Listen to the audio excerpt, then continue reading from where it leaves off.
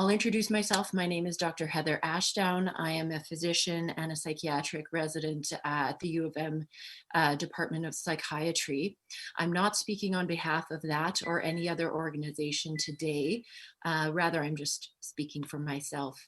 However, as I speak today, I do keep my healthcare colleagues in my heart who are at the front lines of this crisis. And although I know I'm going to stick to the budget, I just wanted to personally thank Mayor Brian Bowman for his letter of support to the physicians, the 500 plus physicians that wrote to the provincial government advocating for our patients. I was one of the organizers, and we received your letter with gratitude and appreciation. And it's with that same spirit today that I was motivated to speak, due to my concern about the effects that this budget will have on the patients that I feel responsible to serve. So with that, I wanted to speak today in regard to the proposed increase to the WPS, Winnipeg Police, I'll say WPS, budget, because I think the police should be defunded. I want to start by briefly talking about that video that was taken on December 8th that a few people have referred to today. There has been growing concern about anecdotal evidence throughout the pandemic of unsafe behaviors on the part of police service. Ms. Ashdown, I don't know if you prefer Dr. or Ms. Sorry, it's Dr. Ashdown, thanks. I'll go with Doctor, thanks. If you can roll off the video into your budget presentation. Oh no, the internet is a problem. Sorry, can you repeat what you said? Oh no. On to the budget as soon as you could, please. Now the video. Sorry, I'm not hearing you.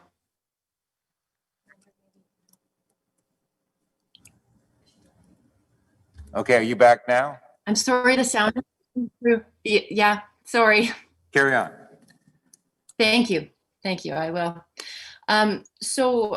There's been growing concern. Sorry, Zoom is after 8 months or however many months.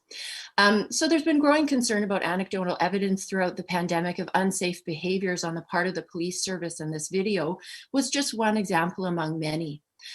In the video, a person was speaking with an officer who was just standing close to their driver's side window. The officer was unmasked and clearly within just about 2 feet of the driver's face. Excuse me, Ms. Ashdown, just again, we're trying to keep people specifically speaking to the budget before the committee.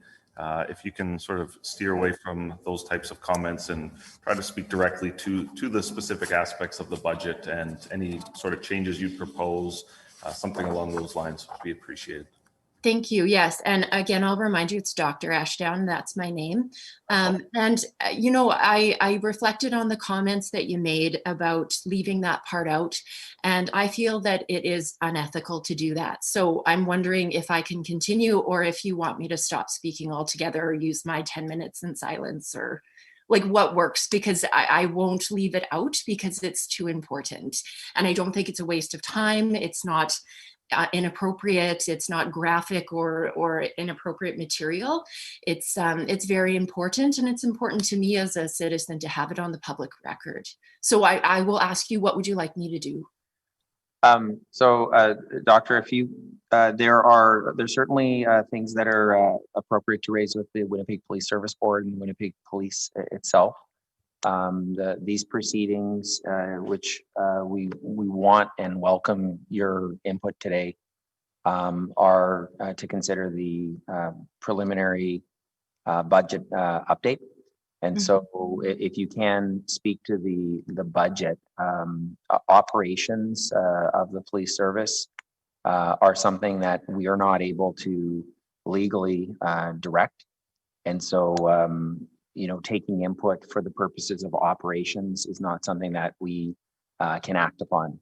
So we're deferring to our clerks to help inform us about what is appropriate for a budget discussion. We do want that input for the budget, but your other things which aren't relevant for the purposes, or at least I shouldn't say aren't relevant, but aren't permissible in this forum right now, still have value and still need to be provided to us. And so there's other avenues as well for things outside the budget process, which we'd welcome, including emailing members of council, including the Winnipeg Police Board, where it relates to the Winnipeg Police Service in terms of their own oversight responsibilities, and then of course the police service. So those are just some high level comments to try to guide the discussion so that we're all respecting the rules here. Thank you for your high level comments. I'm not sure what to do because I was just going to speak to it briefly. I have other things to say, but I'm not an expert in city budgets. I do, I'm a medical expert talking about COVID. I know it's not really related in your opinion, but it is like COVID and the police, right? And I'm not sure if I have anything that's so important to say that I'd like to skip over that part. So what would you like me to do? We would like you to speak to your input regarding the budget that we're considering today. Okay, so I'm going to just speak to the budget, and you're going to have to decide what to do. So when questioned politely about not wearing his mask, this officer said that he didn't need one because he was outside. It certainly does not take any medical expertise to conclude that this interchange was extremely unsafe, as the officer was very close and speaking directly into the vehicle, which is an enclosed space. Even if all parties had been outside, it's clear to me that the transmission risk was very high. I was also sickened by his harassing tone and aggressive response. Knowing how uncomfortable I feel in situations of exposure, I can only imagine how stressful it would have been for the driver. I imagine that some people, including possibly people hearing me out today, might want to label this as a unique incident involving just one bad apple. But unfortunately, it was a perfect illustration, I think, of the typical dynamic between the police and members of our community who are Black, Indigenous, and people of color. Just earlier this afternoon, we heard a heartbreaking account of a delegate today who was told by police that their mother was not worth their time. And I feel very thankful to that person for sharing such a personal and moving message with us today. I believe these examples of unsafe police encounters speak to the origins of our law enforcement systems and how we budget for them in Canada as a whole that is founded upon racist and colonial intent. The public's concern with how the police operate and desire to change this system is being expressed strongly. And I have to say that I agree with Councillor Brian Mays' point today about avoiding releasing survey results that are not statistically significant. I understand and appreciate that very well, and I'm so happy to see elected officials make decisions based on strong evidence. And I know you won't appreciate hearing this, Councillor, but I can't imagine that the statistical significance of the survey would have been brought up if police hadn't come up as the lowest priority for Winnipeggers. And I wanted to say to Councillor Shelley Rowland's comments today that I want to emphasize that I appreciate the intent of your comments and the language you used. I'd like to emphasize that I think it's your responsibility as elected representatives to engage community experts and do the work to build the structure required to meet community needs for safety. I'd also emphasize that a 10% reduction is very minimal. And when you prompted the delegate earlier to describe how she would address this, I thought, man, I am really belong in psychiatry, because what I would have said is, well, how do you want to address this? Or even further, how do you feel about this, right? And I feel angry. I think you can sense that from how I'm responding to your redirection. And I feel very sad. And in the interest of, I think, setting an appropriate emotional tone for this discussion, I'd like to just read out 3 names of the people that have been killed by the police this year. Aisha Hudson was killed on April 8th. Then Jason Collins was killed just 1 day later. And then Stuart Kevin Andrews was killed 10 days later. He was 22 years old. Others have been killed in police custody, but those names are unavailable to me right now. So in light of these tragedies, I and many other people have been educated. Doctor, it's Councillor Gillingham here, Doctor, and with respect, we have not permitted any other speaker to veer that far off budget discussion. Okay. Your comments certainly do, I believe, have a place. As the mayor indicated, I would suggest that's a presentation, communication. Some of this would be good to be heard at the police board and directed to the police board. It relates to your concerns. They're valid, but this is budget related, And so if you're speaking specific about operations, I would suggest you do communicate that, but you communicate that to the police board. So can I speak, and I'm willing to skip over this part, can I speak to the militarization of the police service with regard to SWAT deployment being increased and used for stuff like traffic laws and mental health crises, which is that I'm involved in my work? Can I speak to that? If it relates to the budget, that's what we're considering here today, and would appreciate your thoughts on matters pertaining to the budget. Okay, I'll say it, and then I'd be interested to know if you think this is pertinent. It's really not our sorry to interrupt you there. We're all trying to follow the rules and processes that govern all of us at City Hall, and we're doing our best, and we're deferring to the clerks to help guide us, and asking speakers to also respect those rules as well in terms of what is relevant for this forum today. But yeah. I'll just echo Councillor Gillingham's comments that I share, that all of your thoughts are important and valued, and we do appreciate hearing them. We're just trying to make sure that we're respecting the processes that guide us. I would thank you for that comment, actually, and just add that it's a long day, and I really appreciate the time and effort you're putting into hearing me out. I think you're hearing some of the strong emotion that many of us have in response to considering these issues, and I do want to very much respect the process and have very little understanding of how these things work, and my sticking to my points is just motivated by my strong passion to advocate for my own patients, and I don't think you could fault any frontline worker for that at this point. I did want to talk about the militarization, specifically in the context of mental health crises.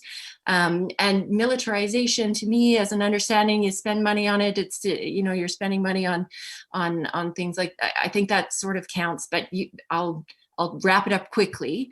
I'm just getting concerned that SWAT teams are getting used in regular operations in the police, and that we're funding it.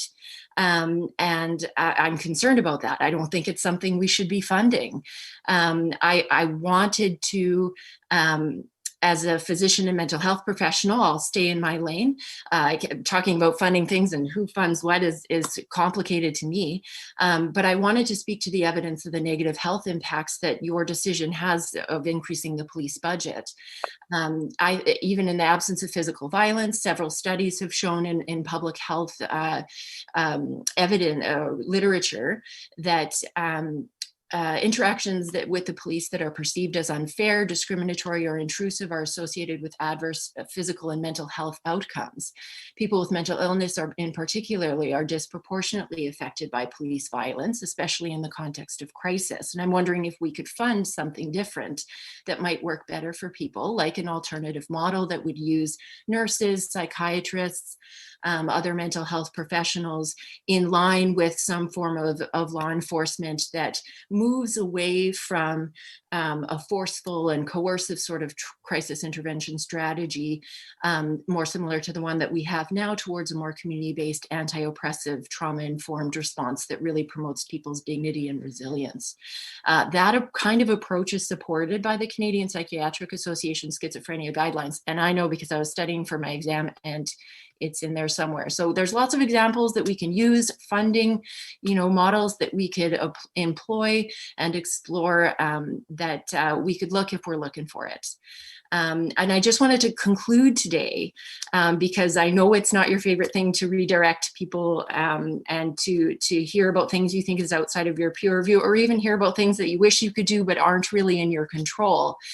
So I wanted to share with you what the least favorite part of my job is. I imagine that's one of the least favorite parts of your job. My least favorite part of my job is filling out Form 4s when it involves the police. That's when we involve the Mental Health Act. We invoke the Mental Health Act to admit patients involuntarily to psychiatric facilities when their safety is at risk. And essentially, I struggle deeply with the ethical implications of involving police in the mental health care of my own patients.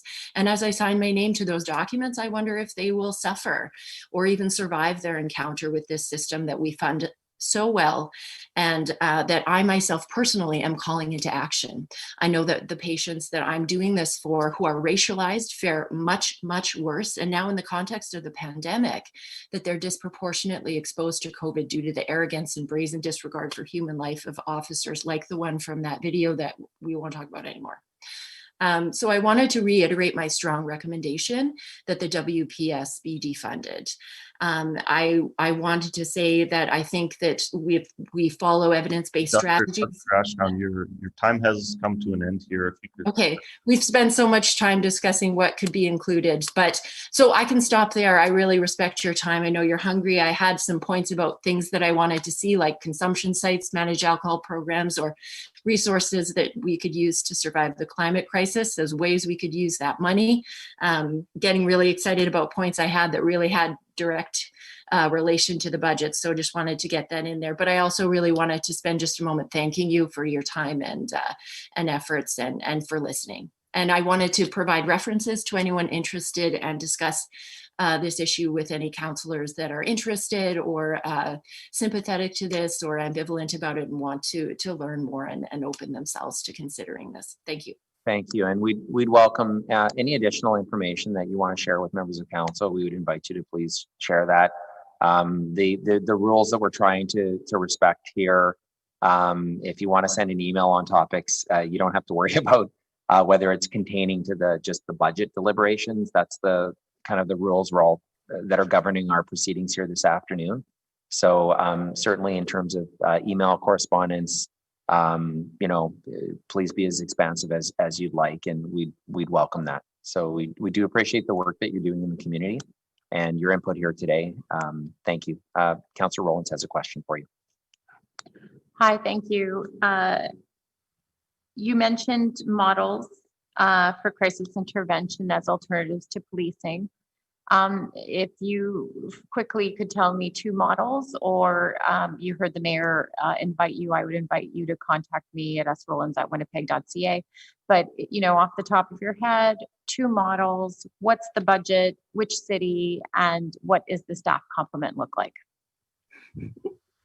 I just want to reiterate my point before. This is really easy to find. I know that CAMH is doing it in Toronto, and I know it's happening in BC. It's in development stages. I don't know the details further to that. I've been busy dealing with the pandemic.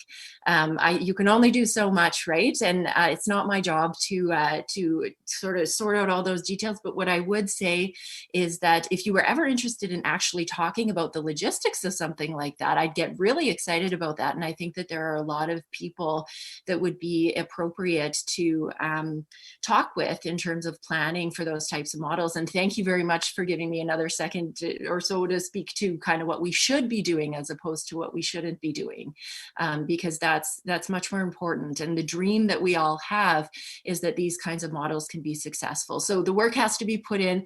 I can't really give you a very good and well-researched response to that right now, because I just haven't had time to look into that in that much detail, but I would love to. I think it's really important work to do. Thank you for asking that.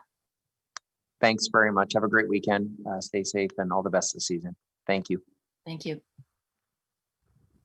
Okay, moving on to number 35 on our list, Glenn Korlick from Manitoba Eco Network. So we let Glenn into the meeting room. Just want to remind everyone to keep their comments to the budget before committee.